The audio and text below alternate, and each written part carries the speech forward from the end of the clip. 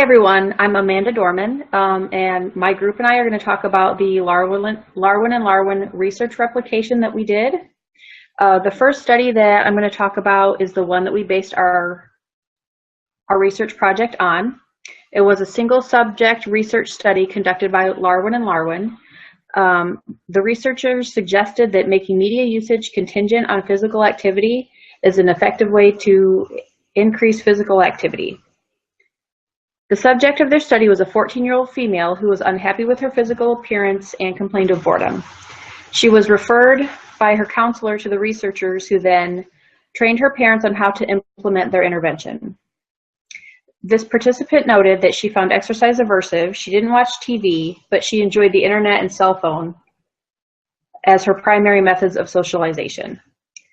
The researchers chose to target her use of media as a means to increase her physical activity. For their intervention, they used 2 weeks for baseline, and then did 2 weeks for the first phase of her treatment, and then 2 weeks for the second phase of her treatment. After baseline was completed, treatment phases 1 and 2 involved using positive reinforcement to increase her physical activity. She began to engage in exercise for longer time periods and was reinforced with longer time periods of media time. At the beginning of the study, the participant weighed 135. By the end of the study, she reached her goal weight of 115 pounds. When a follow-up was conducted after 5 weeks and then again 1 year later, post-intervention, it showed that the subject's level of physical activity had continued to increase. Another study that we looked at was a study by Lees and Digdon. They examined the initiation and maintenance of exercise behaviors in terms of learning theory. Their research question hypothesized that learning theory could be responsible for the acquisition and maintenance of exercise behaviors. The research was concerned with identifying what variables influence some individuals to continue or stop an exercise program. The researchers suggested that an operant explanation for exercise behaviors must be found by identifying reinforcers that exercisers could access. They suggested such things as social verbal praise given on a continuous schedule of reinforcement for new exercisers. A continuous schedule of reinforcement could be faded off into a variable schedule of reinforcement over time. While the researchers weren't able to test their hypothesis in their paper, they offered suggestions for evaluating this theory, such as studying different types of exercise in different environments and different types of reinforcers. Another study that we looked at was by Williams et al. From 2013. They conducted a systematic review of the use of social media interventions to influence diet and exercise behaviors. The studies included in this review were randomized controlled trials. All studies included in the review were interventions that were concerning healthy diet and exercise behaviors intended for use in the general population.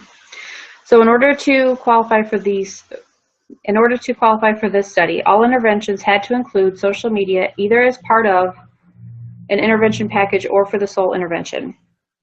The quality of these 22 studies was evaluated using the Cochrane Risk of Bias tool. These studies were evaluated based on such factors as target populations, nature of the intervention, outcomes of the interventions, and conclusions. Overall, studies showed a decrease in treatment fidelity throughout all programs, with the exception of a collection of 5 studies that showed a decrease in dietary fat consumption with a social media intervention. Overall, these conclusions for this study concluded that interventions involving social media can help lower dietary fat consumption, but participation is low across all interventions and do not produce significant results. A study by Lowry, Galuska, Fulton, and Kahn conducted a study on the association of television watching with being overweight, sedentary, and eating too few fruits and vegetables among high school students in the United States. This study was conducted by reviewing data from the 1999 National School-Based Youth Risk Behavior Surveillance System on health risk behavior among adolescents. The sample that they used represented all students in the United States in grades 9 through 12 and was taken from the data and analyzed to figure health-based risk factors by race, ethnicity, and gender. It was determined that cultural factors influence the health and fitness of adolescents. Across all students, television viewing exceeded 2 hours per day on school days for 43% of participants. In addition, watching more than 2 hours of television per day was associated with being overweight, sedentary, and eating less fruits and vegetables for white females. Similar findings were found for white males. Watching more than 2 hours of television per day was associated with being overweight for Hispanic females, while no associations were found among Black females. Among Hispanic and Black males, no associations were found amongst watching television and being overweight or sedentary. On the contrary, Black males were found to be more active when they watched more TV. These findings will help bring cultural considerations into the forefront when creating interventions for healthy living for adolescents. The last research study that we looked at was by Marshall et al. They found a significant relationship between watching television and the amount of body fat found in children and adolescents. This study was a meta-analysis of 52 published studies that contained at least one empirical association between TV viewing and video gaming and physical activity versus body fat in children and adolescents.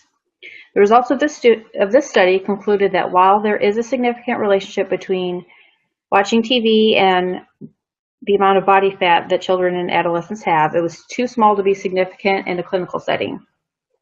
However, they did note confounds in their study, such as consumption of calorie-dense foods. The researchers noted that it is not clear whether a reduction in time spent watching TV and playing video games would reduce the amount of body fat in children and adolescents. The total amount of time spent remaining sedentary will reduce calorie expenditure. So the next section that we're going to talk about is our methods section, and so I'm going to hand it over to Crystal.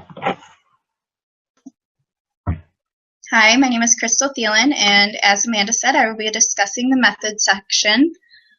For the participants, for the replication of the present study by Larwin and Larwin, the participants were 5 assenting females between the ages of 25 and 36. All participants were enrolled in an online master's level course involving advanced applied behavior analysis at Ball State. These individuals lived in various locations across the United States and were all employed in part or full-time positions related to the field of ABA during the study. The participants self-reported that on a daily basis they engaged in a relatively low level of physical activity in the form of walking. Each participant reported a desire to increase their daily level of physical activity along with decreasing their media usage. All the participants indicated that Facebook, Google Hangouts, and texting were the primary forms of media usage that consumed most of their time. All participants agreed to self-report their daily data regarding physical activity, media usage, and body mass index every 3 days, and they all assented to following through with the designated intervention. These participants also recruited a coach to ensure that the treatment was correctly implemented. These coaches were either family members, significant others, or friends who were able to consistently participate and monitor the participants' progress. For the settings, the 5 participants completed the study across the U.S. These locations included Illinois, Wisconsin, California, and Indiana. Physical activity most often occurred either outside of the participants' neighborhoods or at a nearby gym on a treadmill. Duration data for media usage were collected wherever media usage occurred. The materials in the study that were used, there were several materials available for completion of this study. Participants tracked their daily progress in a journal to ensure accurate recording of the data. Additionally, participants used smartphones with distance and duration tracking capabilities. All participants owned a qualifying phone prior to the study, and participants also downloaded the Map My Walk app to record the length and duration of their walks and used these data to calculate speed by using the formula speed equals distance over time. The application rescue time was also downloaded to track the duration of daily media usage. In order to calculate body mass composition, the participants also needed a tape measure and a scale.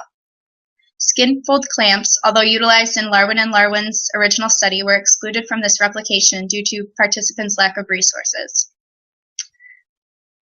For the purpose of the study, walking was defined as moving in a forward motion at an average of 3 miles per hour while lifting and setting down each foot one after the other on a surface without having both feet off the ground at once. To ensure that these data during the baseline and treatment phases were believable and trustworthy, coaches collected data using MapMyWalk independently on their own phone while simultaneously walking with the participant. This occurred twice during each phase of baseline, phase 1, and phase 2. And after these walks, the participant and coach would both record the number of miles walked during the session in the journal. These two sets of data were then compared in a table format, and IOA was then calculated. These data were calculated by taking the participants' data divided by the coach's data and multiplying that by 100 to get the percentage. These IOA data were then recorded, and additionally, participants sent screenshots of their data during these sessions to other participants to ensure that IOA was correctly calculated. Consistent with Larwin and Larwin's study, treatment fidelity was maintained throughout the replication study through the recruitment of a personal coach for each participant. At the beginning of this study, these coaches were informed of the procedures that must be carried out. Then the individuals ensured that the treatment was implemented as originally intended. Participants would then show their designated coaches their daily data for their walks, media, and phone usage, and the coaches would ensure that these data were accurately recorded. This step enhanced the reliability and integrity of the data. And now I will turn it over to Susan, who will be discussing the procedures. Thank you. My name is Susan Piatto, and I'm going to be talking about procedures. So prior to baseline, each participant designated a significant other, friend, or family member to serve as a coach and monitor the data collection as well as the reinforcements after each participant had successfully completed the program requirements. The group served the role of the research assistant, and they helped in implementing the program and monitoring data collection as well. So during baseline lasted for 1 week, and the participants recorded their walking activity, daily internet usage in minutes, daily phone usage in minutes, as well as body mass composition measurements every 3 days. So the target behavior was walking, and that was recorded in frequency, speed, and distance. Frequency was recorded by how many sessions per week the participant engaged in walking, and distance was recorded by how many miles were traveled. Speed was then recorded distance over time. So before engaging in the walking activity, participants would stretch and hold each position for about 15 to 30 seconds, and then the participants would walk as long as they were interested or able to walk for that session and record the results, which was then verified by the participants communicated with the group every week. So in treatment phase 1, treatment was divided into 2 sections: treatment phase 1, which lasted for 15 days, and treatment phase 2, which lasted for an additional 15 days. Frequency, speed, and distance was recorded after each walking session, and BMC body mass composition was continued to be collected after every 3 days and would communicate with the group every week.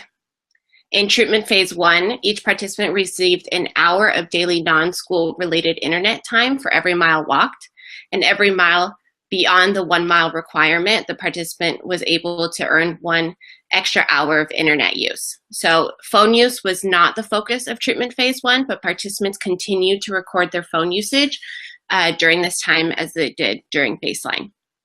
And in treatment phase 2, the participants received 1.5 hours of daily phone and or internet time for every 1.5 miles walked for that day. And for every 0.5 miles walked above the required 1.5 miles, the participants earned an extra half hours of phone, but not internet time per night. Additional time could not be rolled over into the following day. During the treatment phase, the participants were recommended to walk every day, but at least 5 to 7 days per week. If the participant did not engage in walking, then they were not allowed any internet time during phase 1 or phone and internet time during phase 2 for that day. In addition, if the participant did not reach the 1 mile mark in treatment phase 1, phase 1 or the 1.5 mile in treatment phase 2, they did not receive internet usage or phone usage for that day. So the goal of this behavior change project was that the participants would be walking 1.5 miles per day for at least 5 days per week. So now I'm going to turn it over to Sammy to talk about the results. Hi, I'm Sammy Gates, and I'll be discussing the results section. So data was taken on number of miles walked, of speed of walking, and the BMC during baseline, treatment phase 1, and treatment phase 2. Figures 1A through C show that 3 of the 5 participants were not walking on a daily basis, if at all, before treatment phase 1. Figure 1D shows that the 4th participant walked an average of 0.44 miles a day, while figure 1E shows that the 5th participant walked an average of 1.9 miles a day before treatment phase 1. During phase 1 of the treatment design, each participant increased their daily walking.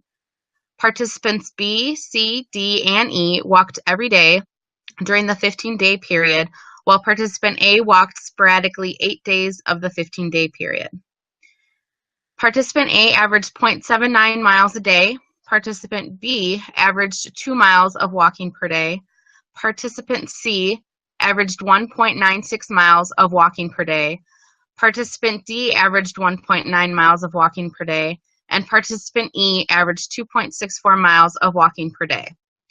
Throughout the course of phase 1, participant C and E's behavior achieved stability. Participant C walked 2 miles 12 of the 15 days, with 1 day above criterion. Of the 12 days, 8 were consecutive towards the end of phase 1. Participant E walked 2.5 miles on 15 of the 15 days. During phase 2, participants B, C, D, and E walked every day during the 15-day period. Only participant E walked every day and steadily increased the distance walked. Participant A walked 11 of the 15 days with an average of 0.56 miles per day. Walking 15 of the 15-day period, participant B walked an average of 1.74 miles per day. Participant C walked an average of 2.36 miles per day. Participant D walked an average of 1.8 miles per day, and participant E walked an average of 3.15 miles per day. While the averages exceeded the goal of walking 1.5 miles per day, only participants C and E exceeded the goal of walking 1.5 miles per day consecutively. All of this indicates an increase in exercise behavior from baseline. The speed of each participant was recorded. However, it was not a contingency of walking. Data on speed, time, and distance was recorded by each of the participants to help monitor and keep record of the walking behavior. None of the participants displayed a steady increase in walking speed throughout phase 1. The total participant speed ranged from 1.27 miles per hour to 4.8 miles per hour and was mostly irregular. Figures 2A through E reveal each participant's range. While the speed of each participant never stabilized, participant E had the smallest difference in range of speed with 0.3 miles per hour difference. Participant A had the largest difference in range of speed with difference of 3.27 miles per hour. With the exception of participant E, the average speeds in phase 2 actually decreased from phase 1, an average of 0.32 miles per hour. Figures 2A through E presents data on the speed of the participants walked during the baseline phase, treatment phase 1, and treatment phase 2. Figures 3A through E display data on the BMC measurements taken during baseline, phase 1, and phase 2. Participants B and E underwent a gradual decrease in BMC measurements over the total of 37-day period without facing an increase at some point through that time.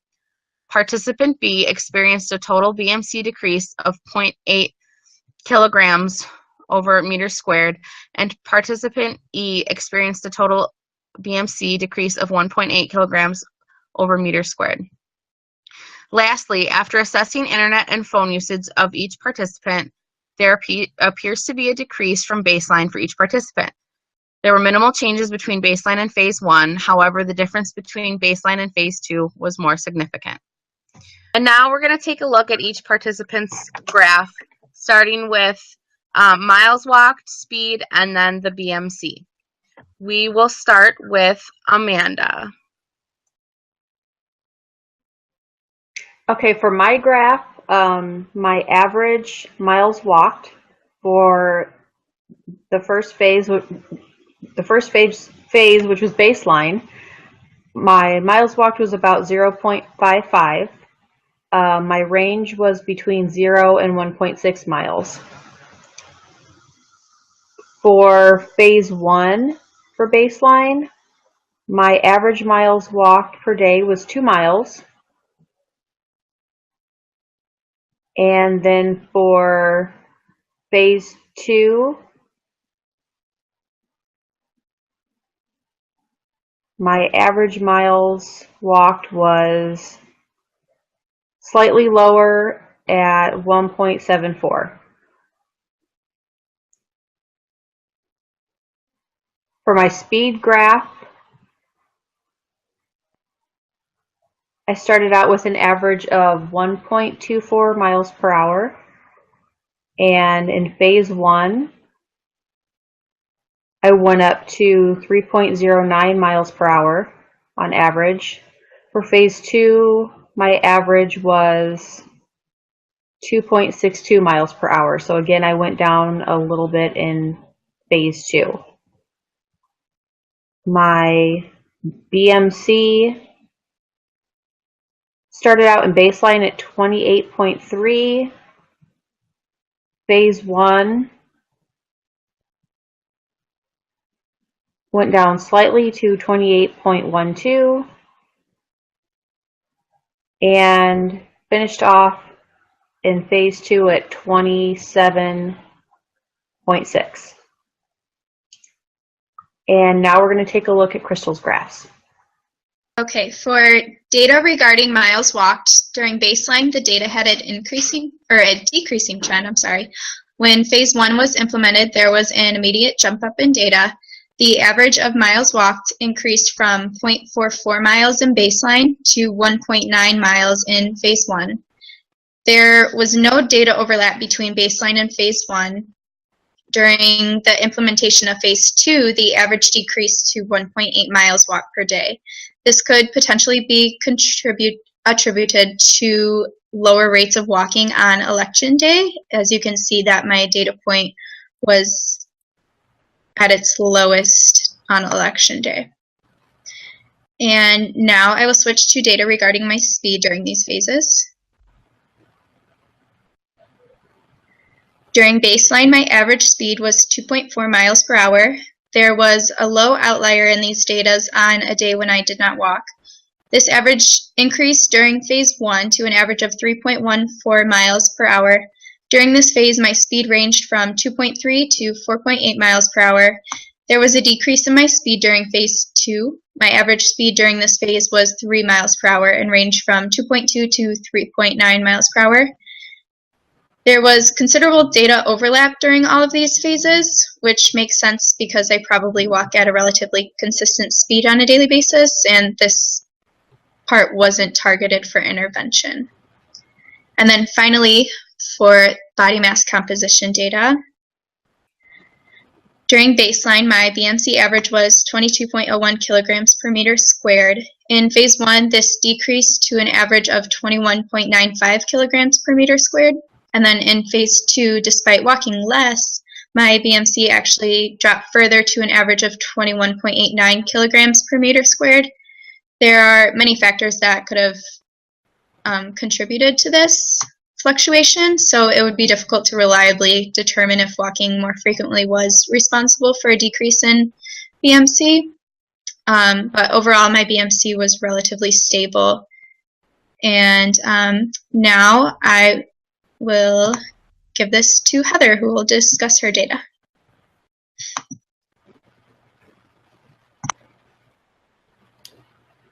The miles that I had walked during baseline, as you can see, was very low.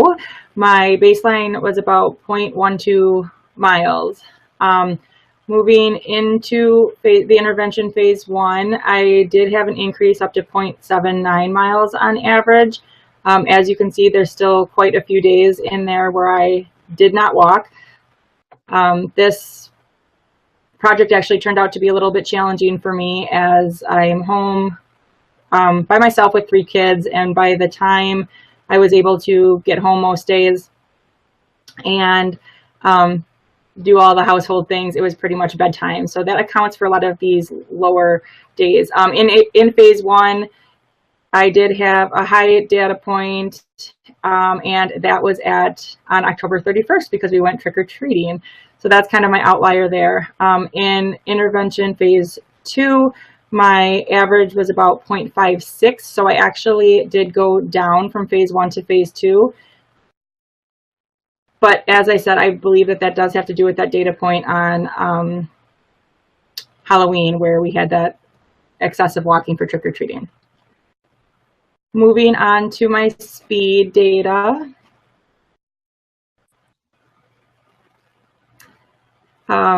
In baseline, the speed was at 0.27 miles. That is definitely due to the fact that there's only 1 walk logged in there. Moving into phase 1, my average speed was 1.27. And going into intervention phase 2, it did decrease to 0.96. Looking over this data, it was quite sporadic, but I do think that just such a wide range between zeros in there all the way up to 3.5, and those were days that I was trying to get my walk in as quick as possible, so I did more of a jog than a walk. And moving on to my data for BMC, this was the one area that I stayed very consistent in. My baseline was 27.42, and moving into intervention phase 1, it only slightly changed to 27.43. And then moving into intervention phase 2, I had another increase to 27.46. I believe that there are many variables at play, and especially with the lower amount of walking than I was having, I wouldn't expect that there would be much variability in this area of the graph.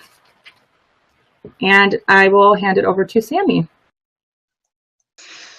As you can see in my baseline, I stayed pretty consistent, walking 1.9 miles as my average. In phase 1, I walked an average of 2.6 miles a day, with an increase into phase 2, walking 3.14 miles a day. As for my speed, my baseline average was about 3.3 miles per hour. The average stayed the same into phase 1, and then there was a slight increase into phase 2 with 3.6 miles per hour, steadily increasing throughout the phases. My BMC had a steady decrease, starting baseline with 31 kilograms over meter squared, maintaining stability in the baseline, and then decreasing through phase 1 with an average of 30.64, into phase 2 with an average of 29.6, with an overall loss of 1.8 kilograms over meter squared. Now, Susan.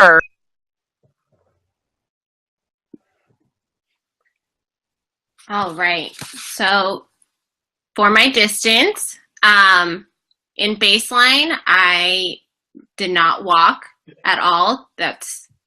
I did not mindfully walk during this phase. So my average was 0. During intervention phase 1, my average was 1.96. And intervention phase 2, my average was 2.36 miles. There is one outlier on October 23rd, and that was when I walked to a concert, which was 3.16 miles away. So for my speed,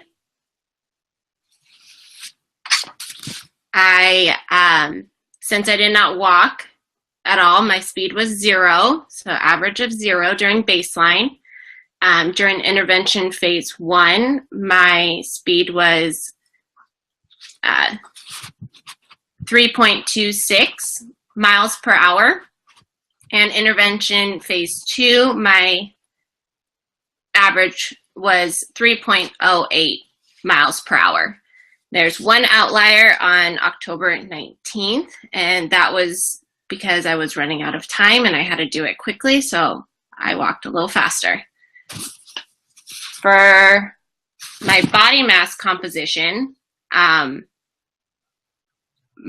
average during baseline was 21.83 kilograms over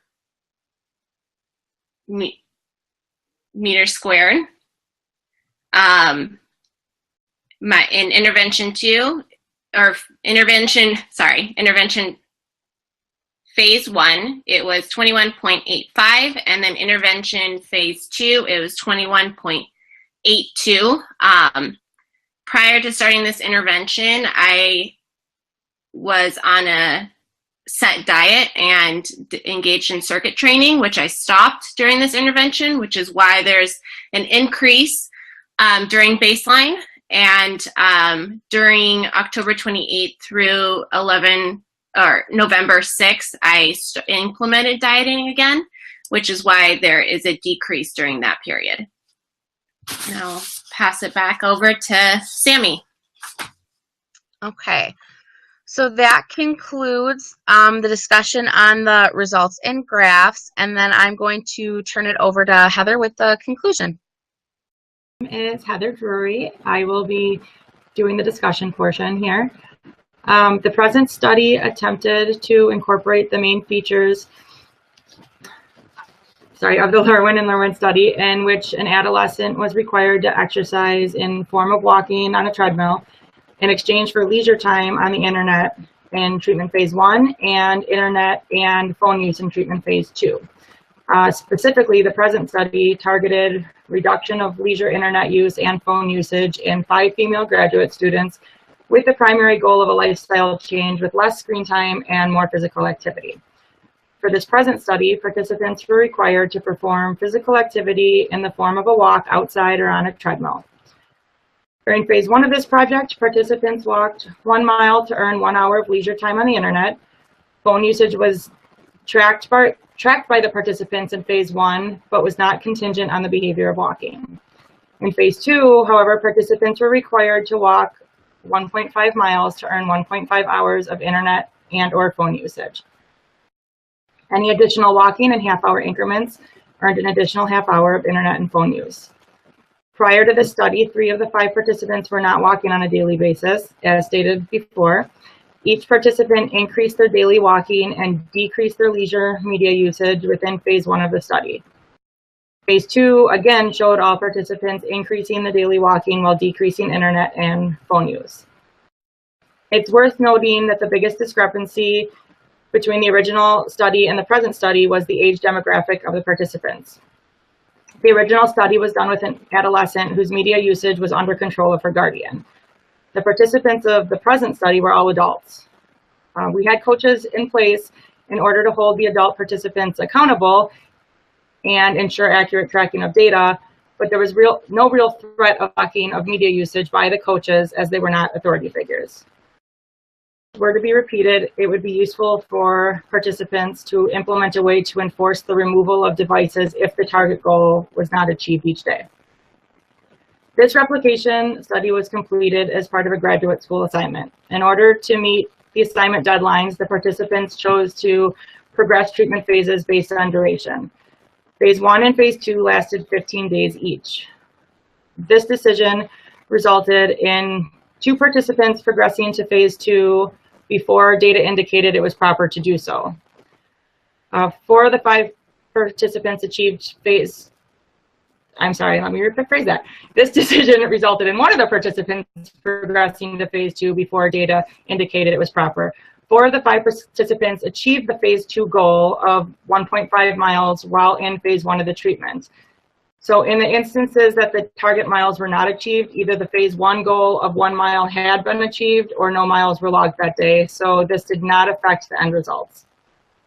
Nonetheless, if the study were to be repeated, participants would not progress to the next phase of treatment until data results indicated it was appropriate.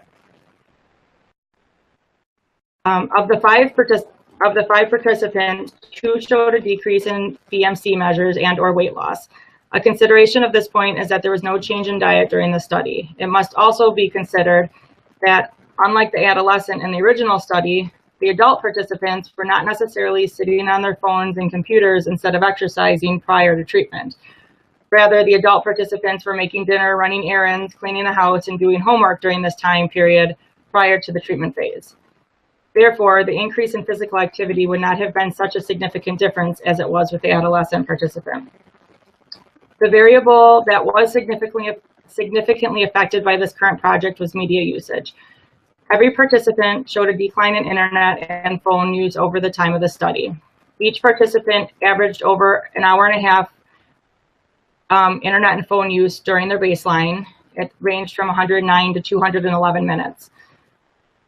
During Phase 1, despite phone use not being included in the contingency, every participant decreased both their phone and internet usage to a range of 45 to 113 minutes.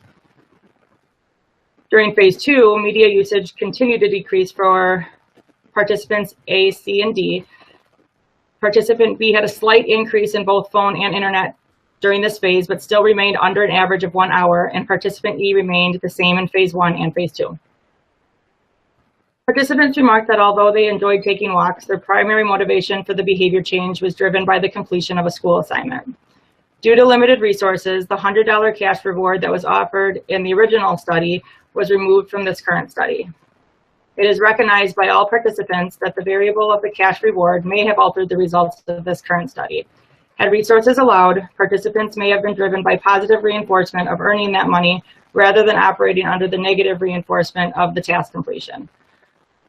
Another variable removed due to limited resources was the skin folding clamp to measure BMC. All participants utilized the BMI calculator on a website, calculator.net, and took body measurements every 3 days. This allowed participants to see results that may not be measurable on a scale. Therefore, the removal of the skin fold clamp did not affect studies or results of the study. As stated, this replication was part of a graduate school assignment. The due dates and end of semester prevent any analysis of maintenance of the behavior change. At the time of this presentation, all participants have resumed back to baseline level for walking, and recording of media use has been ceased and results are therefore unavailable. That concludes the discussion and our presentation. We look forward to any questions that you guys may have.